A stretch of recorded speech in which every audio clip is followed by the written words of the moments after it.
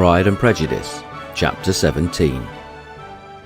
Elizabeth related to Jane the next day what had passed between Mr. Wickham and herself. Jane listened with astonishment and concern.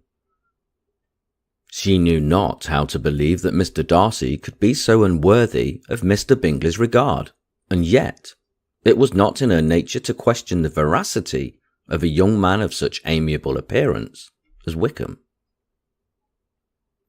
The possibility of his having endured such unkindness was enough to interest all her tender feelings, and nothing therefore remained to be done but to think well of them both, to defend the conduct of each, and throw into the account of accident or mistake whatever could not be otherwise explained. "They have both," said she, "been deceived, I dare say, in some way or other, of which we can form no idea. Interested people have perhaps misrepresented each to the other. It is, in short, impossible for us to conjecture the causes or circumstances which may have alienated them, without actual blame, on either side." "Very true indeed. And now, my dear Jane, what have you got to say in behalf of the interested people, who have probably been concerned in their business? Do clear them too, or we shall be obliged to think ill of somebody." "Laugh as much as you choose, but you will not laugh me out of my opinion.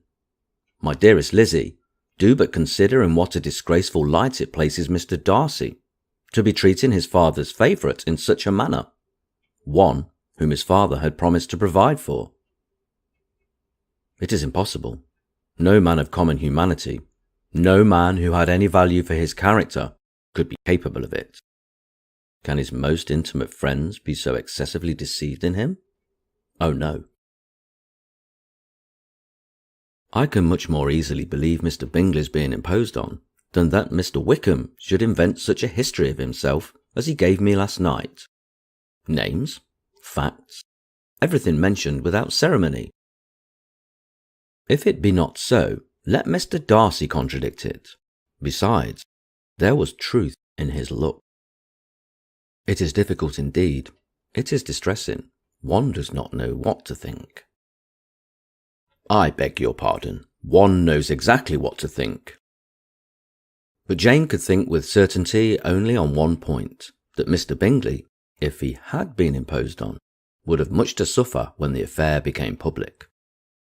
The two young ladies were summoned from the shrubbery where this conversation passed, by the arrival of some of the very persons of whom they had been speaking. Mr. Bingley and his sisters came to give their personal invitation for the long-expected ball at Netherfield, which was fixed for the following Tuesday. The two ladies were delighted to see their dear friend again, called at an age since they had met, and repeatedly asked what she had been doing with herself since their separation. To the rest of the family they paid little attention, avoiding Mrs. Bennet as much as possible, saying not much to Elizabeth, and nothing at all to the others. They were soon gone again, rising from their seats with an activity which took their brother by surprise, and hurrying off as if eager to escape from Mrs. Bennet's civilities. The prospect of the Netherfield ball was extremely agreeable to every female of the family.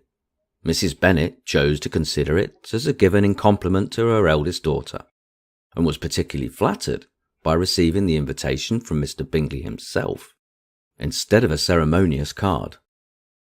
Jane pictured to herself a happy evening in the society of her two friends, and the attentions of their brother. And Elizabeth thought with pleasure of dancing a great deal with Mr. Wickham, and of seeing a confirmation of everything in Mr. Darcy's looks and behaviour. The happiness anticipated by Catherine and Lydia depended less on any single event or any particular person, for though they each, like Elizabeth, meant to dance half the evening with Mr. Wickham, he was by no means the only partner who could satisfy them, and a ball was at any rate a ball. And even Mary could assure her family that she had no disinclination for it. "While I can have my mornings to myself," said she, "it is enough. I think it no sacrifice to join occasionally in evening engagement. Society has claims on us all, and I profess myself one of those who consider intervals of recreation and amusement as desirable for everybody. Elizabeth's spirits were so high on the occasion that though she did not often speak unnecessarily to Mr. Collins, she could not help asking him whether he intended to accept Mr. Bingley's invitation, and if he did, whether he would think it proper to join in the evening's amusement. And she was rather surprised to find that he entertained no scruple whatever on that head, and was very far from dreading a rebuke from either the Archbishop or Lady Catherine de Bourgh by venturing to dance.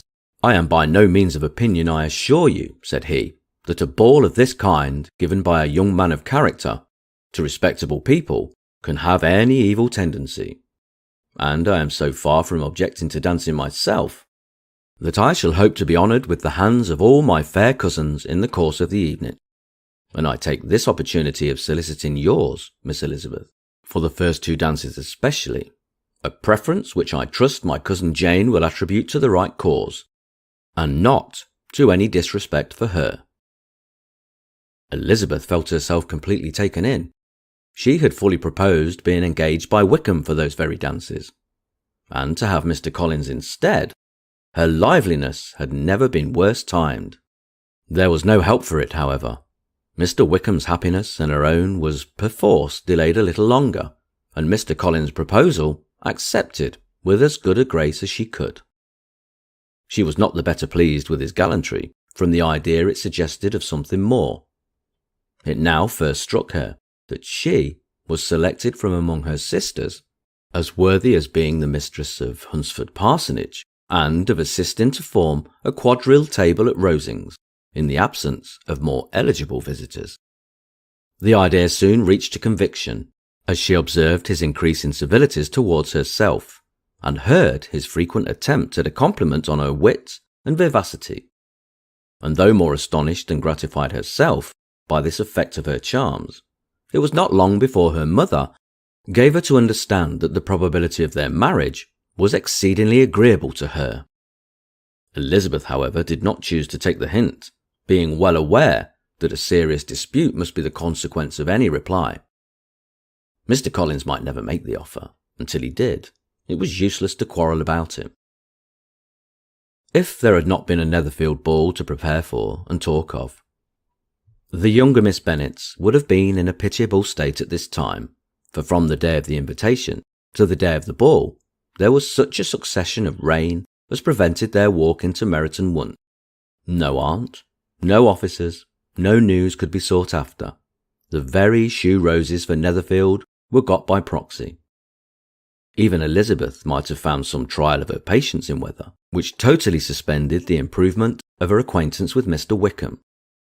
And nothing less than a dance on Tuesday could have made such a Friday, Saturday, Sunday and Monday endurable to Kitty and Lydia.